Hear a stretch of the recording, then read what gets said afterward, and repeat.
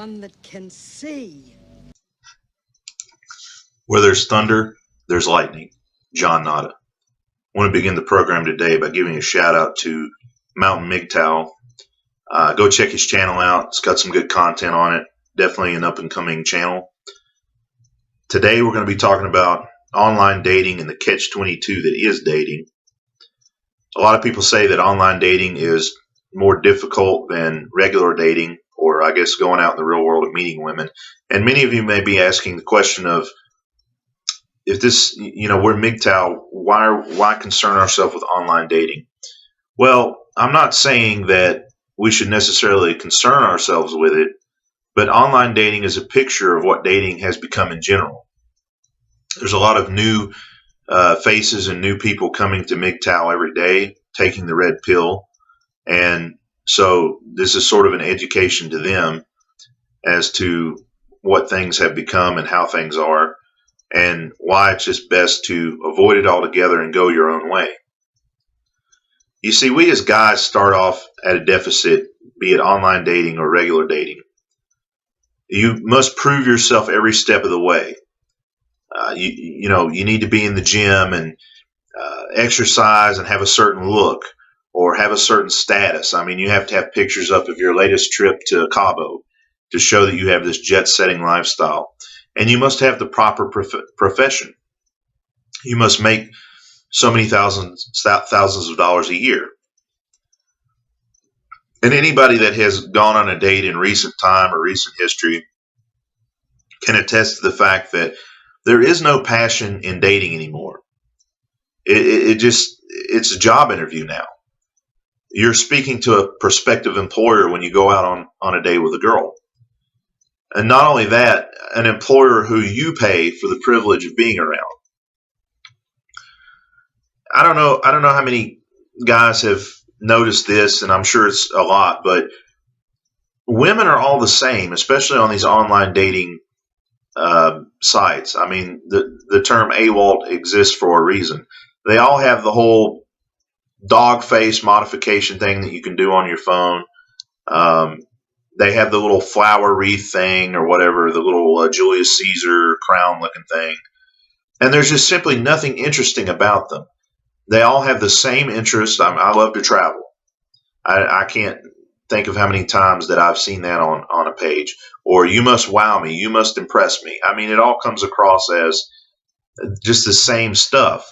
Or you have the profiles that have a sentence or less or nothing at all, which as a guy, you have to put at least a paragraph just to even create the profile.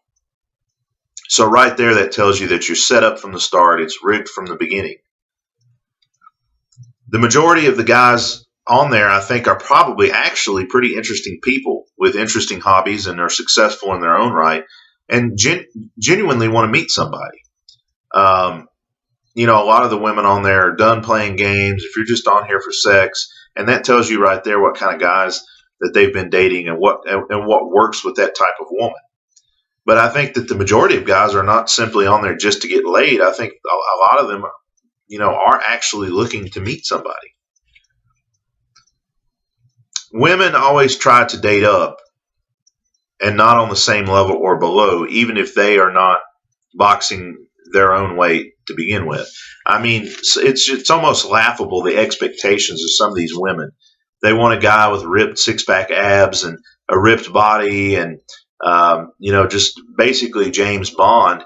And yet they have two chins and, they have these height requirements of must be over, 6 feet or taller. But yet, they don't stop and think that they weigh close to 300 pounds. I mean, what guy? I mean, is James Bond going to want a girl like that when he could have, the 120 pound or less thin and trim girl? I mean, it's just laughable that they think that. But this is what society has taught them. They have these expectations. They have these entitlements.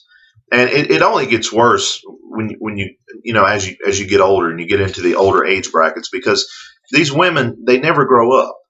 And so now you have your pick of post-wall women, mostly single moms. All their looks have all but faded. And And they still have the same expectations that a 19-year-old young virile woman would have. And of the ones on there that are attractive and you know possibly worth pursuing in terms of something physical, I guess they're just on there for the ego stroke. They're on there for the likes and the lulls, and having most women nowadays have 5 or 6 texting buddies because, like a child, they need constant attention and constant validation. It's like an infant in the crib, and as soon as the mother walks away, the child begins to squeal and squall and cry, um, and then the mother returns and coddles it, and I mean it's the same scenario. And of the ones on there, they're getting the ego stroke. Maybe they go out, they might go out on a date with a guy, but they're not really interested in him. They're not really interested in him as a person or really having a relationship. They're just simply using him as a meal ticket. I mean, out and out. I mean, a lot of women nowadays, they're basically not shy at all about saying out and out that they want to be taken care of financially. Um, they're not going to put out. They don't want to build a relationship with you, but they will take a free meal. And there's no shame. There's no. I mean, they don't even try to hide it anymore.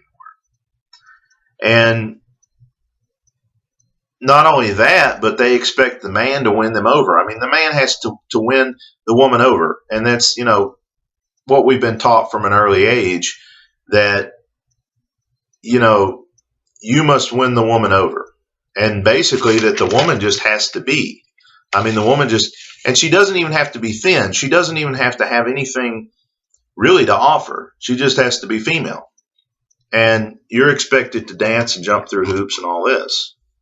And a lot of that's because you've heard this term abundance mentality. I mean, it's not because men have become so thirsty that even a female that's not even really all that good looking, but just by virtue of the fact of being female, has at least 5 or 6 beta orbiters in the wing, waiting in the wing.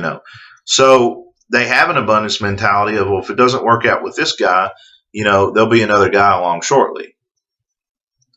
But I think we as Mgtow have the attitude of this from the Pete Tosh song, "I Am That I Am." I'm not in this world to live up to your expectations, and neither are you here to live up to mine. I don't owe anyone any obligation. No one owes me one, so everything is fine. And I said that to a girl I dated one time, and she was none too pleased with that. But we as men are perceived as broken from the start. And so rather than work on a relationship, or rather than, try to get to know the guy, the woman just drops the guy. Because the difference between women solving problems and men solving problems is thusly. Women don't solve problems. In fact, most of the girls I've dated, when they had a problem, they just tried to ignore the issue, or they tried to pretend like the problem didn't exist, rather than try to actually solve the problem or make any strides towards doing anything about the issue. I mean, for most guys, I know I'm the type of person, if there's an issue, I try to sit there and think, well, what can I do? What steps and what strides can I take towards solving the issue and solving the problem? And like I said, most of the women that I've dated and most of the women that I have known, they don't even want to talk about it, because talking about it would mean that they would have to acknowledge that there's a problem to begin with.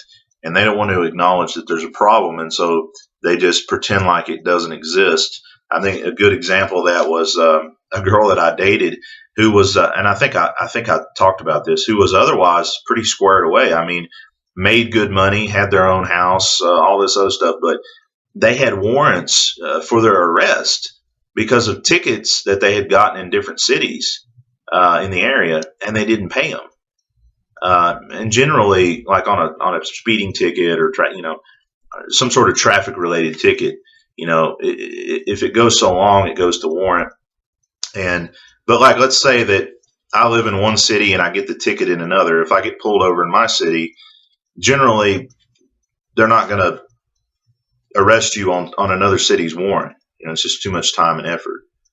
So, she was able to kind of get by that way. But it just never occurred to me to just not pay a ticket. I mean, and that's how much she didn't want to deal with her problems, amongst other things.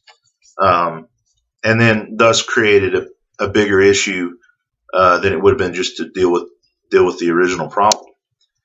But as men, we're seen as products, and we must conform to women. We must do. There's all these. I mean, look at all this dating. The dating advice out there for men is all about changing your personality, changing who you are on some fundamental level, and changing your physique as well. I mean, it's not just one thing. It's a litany of things. And dating advice for women basically consists of maybe dressing differently or maybe applying makeup differently. But the majority of it is consoling and coddling the woman that your man will come along, that you're fine just how you are. You just continue being you. You go, girl. It's more empowerment type stuff.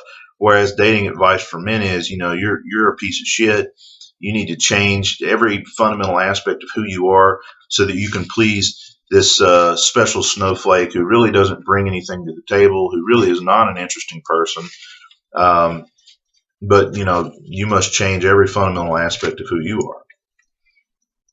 And so we're just seen as products. I mean, men by and large understand, because we have adaptability. We have the ability to adapt to a lot of different circumstances, and a need to do that in terms of survivability in some sense. Women expect reality to conform to them. And I mean, just talk to a woman, or think of all the times that you have talked to a woman. I mean, generally they don't see any other perspective but their own. They have trouble with abstract thought because they can only think in terms of subjective rather than objective. And so they don't see a need to change anything about themselves. They don't even see. I mean, look at the obesity problem in the United States. Rather than deal with it, there's this whole fat acceptance movement. And notice it's only for women. I mean, there's no fat acceptance movement for guys. There's no, you're not a real woman if you don't like curves for guys, And it goes back to the whole catch-22 of women constantly testing and trying to put men in a position to try to change them. And ultimately, if the guy refuses and says no, he's deemed as broken, and so the woman breaks up with him. Or if the guy does relent and try to change for the woman, she breaks up with him for not being the same person, or for allowing himself to be manipulated and being the type of person that is easy to manipulate, and then therefore not worthy and deemed broken and broken up with anyway. So it's a catch-22. Damned if you do, damned if you don't. Screw it, go Mgtow. Now, on to more important things. Big shout out to the guys in the UK. I recently, I guess, found out I have sort of a fan base there. So big shout out to the United Kingdom. Hope everything's going well there. Not a Nation is growing. Big shout out to the guys in Germany. I have a lot of German listeners, so if he gets to you guys, thanks for the support. And the Not a Nation is growing, crossing 2 continents from North America to Europa now. So thanks for the continued support. Check out Mountain Mgtow, like I said. Also check out Marcel Enlightened. He has some pretty good content, and his channel has grown exponentially. It's like it's on steroids or something. So hey, hopefully I can get some Dutch listeners here soon, since I spreek een beetje Nederlands. So hoe gaat het to you guys? And as always, you're free to do as you're told. This has been John Nada and the Days of Thunder.